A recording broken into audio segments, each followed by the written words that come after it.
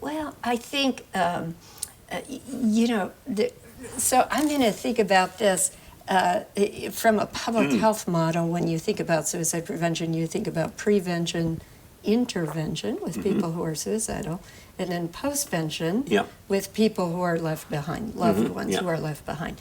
So when you ask that question, I'm thinking in that prevention kind of realm.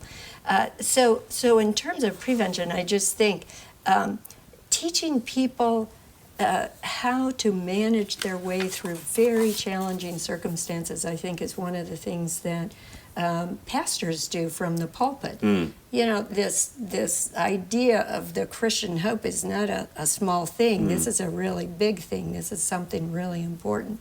And pastors shape how a congregation approaches these kinds of issues in their lives, right? The other thing I think pastors do is that they shape the congregation itself in terms of how open is a person going to be to actually come forward and say, hey, this is something I'm really struggling with.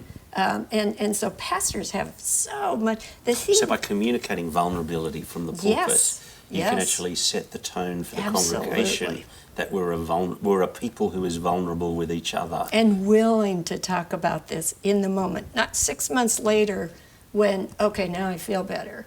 So I'm going to tell you 6 months ago I was struggling. But struggling in the moment, that's important.